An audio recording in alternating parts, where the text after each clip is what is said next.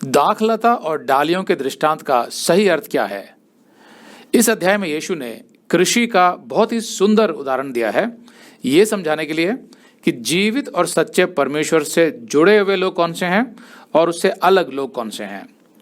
Bible सिखाती है कि जीवन सिर्फ परमेश्वर से आता है, शारीरिक भी और आत्मिक जीवन भी। जो मनुष्य सृष्टिकर्ता परमेश्वर को जानता ही नहीं, फिर भी दावा करता है कि वो आत्मिक जीवन जी रहा है, वो भ्रम में जी रहा है। लेकिन जो मनुष्य सच्चे परमेश्वर को जानता है, उसके लिए ये आवश्यक है कि वह स्वयं को जांचे कि क्या परमेश्वर से उसका कोई आत्मिक रिश्ता है या वो परमेश्वर से कटा हुआ है। इस अध्याय में यीशु ने अपने शिष्यों को 3 महत्वपूर्ण रिश्तों के विषय में निर्देश दिए। पहला, यीशु के साथ उनका रिश्ता सही रीति से होना चाहिए। दूसरा, उनका आपस में रिश्ता सही रीति से होना चाहिए। और तीसरा, संसार से उनका रिश्ता भी सही रीति से ही होना चाहिए। यीशु ने यहाँ शिष्यों के 3 कर्तव्य भी बताए। पहला, उन्हें यीशु में बने रहना है। दूसरा, उन्हें आपस में एक दूसरे के प्रति प्रेम रखना है। और तीसरा, उन्हें संसार में यीशु की गवाही देनी है। ध्यान रहे कि हम भी यीशु के शिष्यों की श्रेणी में ही आते हैं और ये सभी निर्देश हम पर भी लागू होते हैं जैसे प्रेरितों पर लागू होते थे। यीशु ने कहा, यूहन्ना 15:1, सच्ची दाखलता मैं हूं और मेरा पिता किसान है। तो यीशु ने यहाँ परमेश्वर को किसान बताया। दाख की बारियों की खेती इज़राइल के जीवन और अर्थव्यवस्था के लिए बहुत महत्वपूर्ण थी।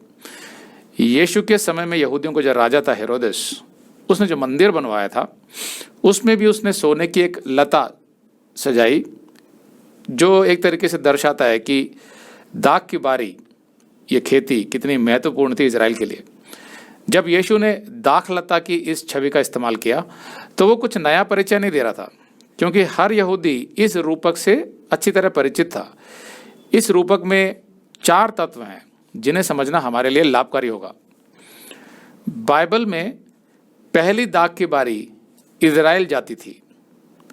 अपने अनुग्रह में परमेश्वर ने इज़राइल जाति को कनान की भूमि पर बोया, अर्थात बसाया, स्थापित किया और उसे हर संभव लाभ दिया जिससे इज़राइल फले फूले। परमेश्वर ने कहा यशायाह 5:4 में, मेरी दाख की बारी के लिए और क्या करना रह गया जो मैंने उनके लिए ना किया हो। फिर क्या कारण है कि जब मैंने दाख की आशा की तब उसमें निकम्मी दाखें निकली। जब हम जानते हैं कि इज़राइल को परमेश्वर ने विशेष रूप से चुना था अपने कार्य के लिए, लेकिन इज़राइल अपनी जिम्मेवारी से भटक गया, जिसकी वजह से परमेश्वर ने अपनी मशाल इज़राइल के हाथ से लेकर चर्च को दे दी। यदि कभी किसी राष्ट्र के पास वो सब कुछ था जो उसे सफल होने के लिए आवश्यक था, तो वो राष्ट्र इज़राइल था। लेकिन इज़राइल ने जंगली अंगूर पैदा किए। जहां इज़राइलियों को एक दूसरे के प्रति न्यायशील होना चाहिए था, वहां वे एक दूसरे का उत्पीड़न कर रहे थे। वे धार्मिकता के बजाय अधर्म का अभ्यास कर रहे थे और असहायों का, निर्बलों का शोषण कर रहे थे।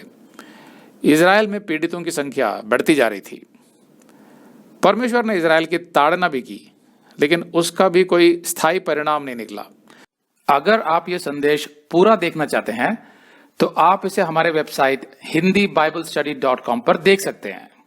ये वीडियो हमारे मई के वीडियोस में अपलोड किया हुआ है, तो जिनके पैकेज में भी मई का महीना शामिल है उनको ये वीडियो उनके मई अकाउंट में मई के वीडियोस में मिल जाएगा। अगर आप हमारे वीडियो फोन पर देख रहे हैं तो अच्छी स्पीड के लिए कृपया गूगल क्रोम या मोजिला फायरफॉक्स ब्राउजर इस्तेमाल करें। तो इनको डाउनलोड करने के लिए आप प्ले स्टोर में जाएं और ऊपर गूगल क्रोम टाइप करें, फिर आप गूगल क्रोम ब्राउजर पर क्लिक करें और उसे इंस्टॉल करें। ये एकदम फ्री है। इसी तरह आप मोजिला फायरफॉक्स टाइप करें, फिर आप मोजिला फायरफॉक्स ब्राउजर पर क्लिक करें और उसे इंस्टॉल करें। यह भी एकदम फ्री है। इसके बाद आप गूगल क्रोम ब्राउजर को क्लिक करके उसे खोलें और उसमें hindiBiblestudy.com टाइप करें, मतलब पूरा हिंदी बाइबल स्टडी .com एक साथ बिना किसी गैप के, तब हमारा वेबसाइट गूगल क्रोम में खुल जाएगा और आपके वीडियोस अच्छे से चलेंगे। इसी तरह आप मोजिला फायरफॉक्स ब्राउजर भी क्लिक कर सकते हैं और उसमें भी बिना गैप के Hindi Bible study .com type कर सकते हैं। उसमें भी हमारे वीडियोस बिल्कुल आराम से चलेंगे। इसके अलावा अगर आप चाहें तो बेहतर स्पीड के लिए आप वीडियो के नीचे बने प्ले बार पर सेटिंग्स का चिन्ह दबाकर 240p सेलेक्ट कर सकते हैं, जिससे आपका बहुत ही कम डेटा खर्च होगा। 240 सेलेक्ट करने के बाद आप वीडियो के बाहर कहीं भी क्लिक कर दीजिए, फिर वीडियो को पीछे ले जाकर शुरू से देखिए।